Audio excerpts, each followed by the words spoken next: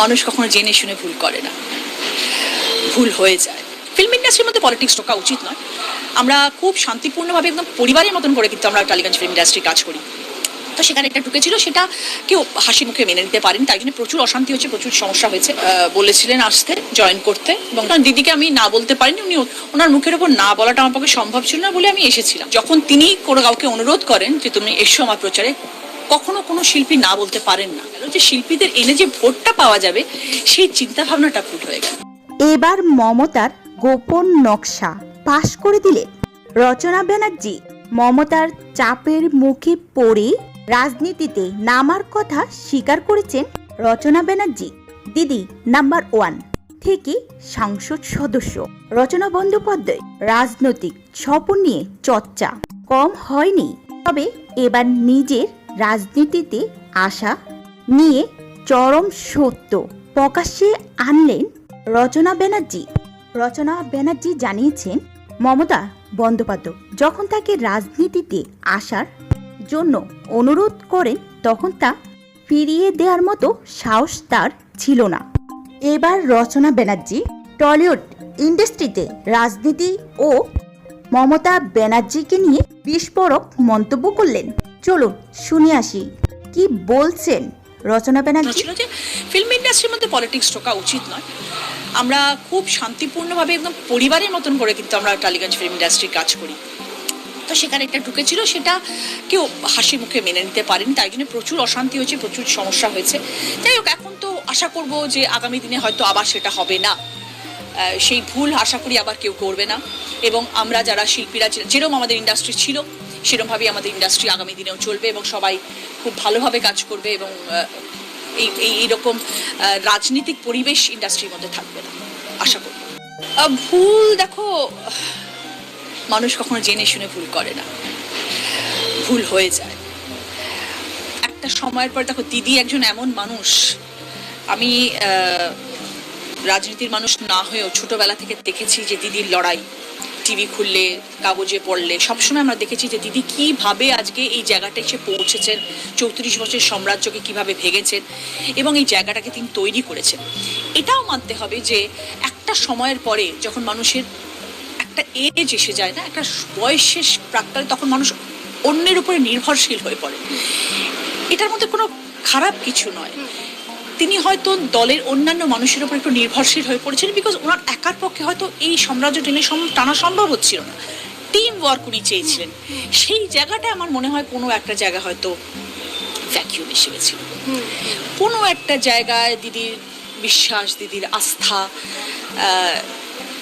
দিদির কাজের জায়গাটার মধ্যে কোনো একটা জায়গায় আমার মনে হয় কোনো একটা জায়গা হয়তো খামতি থেকে গেছিল, যার জন্য মানুষ আজকে এরকম ভাবে বিরোধী হয়ে গেল। টিম মানে কি তুমি অভিষেক বন্দ্যোপাধ্যায়ের কথা? শুধু অভিষেক নয়, পুরো দিদি এত বড় একটা টিম রয়েছে দিদির।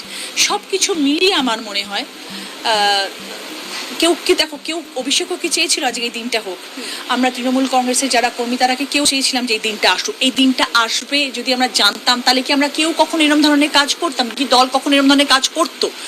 কিন্তু এরম ধরনের একটা সময় এসেছে এবং অ্যানালাইসিস যদি করো, তাহলে হয়তো ফিরে যদি তাকাও, তাহলে হয়তো বিচার করলে হয়তো তোমার অনেক কিছু লুপহোলস নজরে আসবে, খুঁজে বার করলে অনেক কিছু বেরোবে। এবং নতুন, আমি খুব নতুন, আমি এই বিচারটা করতে পারবো না খুব একটা, কারণ আমি অতটা দেখিনি যতটা বাকিরা সবাই দেখেছেন।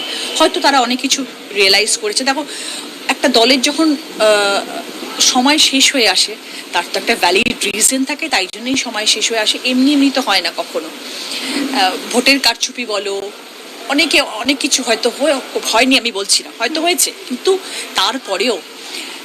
তারপরেও মানুষের যে এইরকম একটা টার্ন ওভার, সেটার পিছনে অনেক রিজন থাকে। সেই রিজনগুলো অ্যানালাইসিস করতে গেলে একটু সিনিয়র যারা রাজনীতিবিদরা আছেন, যারা অনেক বছর ধরে রাজনীতির সাথে যুক্ত, সেটা বিরোধী পক্ষ হোক কি তৃণমূল হোক, তারা অনেক বেশি এটার তোমাকে বিশ্লেষণ দিতে পারবে দেন আমি একদম নিউ কামার। কিন্তু আমার মনে হয় যে হয়তো দিদির নির্ভরশীলতা অন্য মানুষের প্রতি এতটা বেড়ে গেছিল বলেই এই ভরাডুবি। পরের বার কি তুমি সাংসদের জন্য লড়তে চাও? কিচ্ছু বলতে পারবো না গো, আমি কিচ্ছু জানি না কি হচ্ছে আগামী দিনে, কি হতে চলেছে আগামী দিনে। আই অ্যাম অনলি অবলাইজড এবং মানুষের প্রতি যারা আমাকে ভোট দিয়ে জিতিয়েছেন এবং তাদের প্রতি আমার একটু হলেও কিছু কাজ বাকি থেকে গেছে যেগুলো আমার করতে হবে। তারপরে আমি জানি না আমি 29 পরে থাকবো কি থাকবো। দেখো কে কোন আর্টিস্ট রাজনীতিতে আসবে সেটা কিন্তু তার নিজস্ব মতামত, সে আসতে চায় কি চায় না সেটাও তার নিজস্ব মতামত। কেউ খুব পায়ে বেড়ি বেঁধে তো নিয়ে আসেনি, আমাকে তো কেউ জবরদস্তি করেনি। দিদি আমায় বলেছিলেন, আমি বলেছিলাম ঠিক আছে দিদি আপনি বলছেন আমি শুনবো আপনার কথা, এটা বলে আমি এসেছি। আমাকে তো কেউ জোর করে নিয়ে আসেনি, সেরকমভাবে আমি মনে করি কাউকেই জোর করা হয় না, তাদের নিজস্ব ইচ্ছা থাকে বলেই তারা আসে।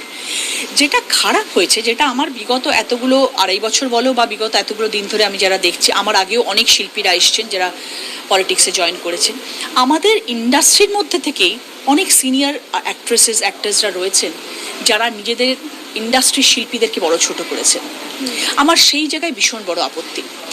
কে রাজনীতিতে আসবে কে আসবে না সেটা তার নিজস্ব মতামত, সে নিজের চায় যেটা ভালো মনে করবে সেটা করবে। কিন্তু যারা সিনিয়র অ্যাক্ট্রেসেস আছেন আমাদের ইন্ডাস্ট্রি, যাদের আমরা রেসপেক্ট করি, তারা কখনো অন্য আর্টিস্টদেরকে ছোট করে বলতে পারে না যেহেতু রাজনীতিতে এসছে। তুমি সেটা কখনো করতে পারো না। তুমি আসনি মানে এই নয় যে অন্যরা এসছে বলে তারা ছোট কেউ। আমি আমার যারা সহকর্মী যারা ইন্ডাস্ট্রিতে এসছে আমি তাদের ফরে হয়ে আজকে এই কথাটা বলছি, কাউর কোনো রাইট নেই সেই শিল্পীদেরকে অপমান করা যারা রাজনীতিতে এসছে। রাজনীতিতে আসা মানেই যে তারা খারাপ, আর রাজনীতিতে এসছে মানেই তারা এমন কাজ করে দেখাবে যে তারা একদম চিফ মিনিস্টারে বরাবর হয়ে যাবে, এটাও হয় না। আসা মানেই যে আমি সাংঘাতিক বিশাল একটা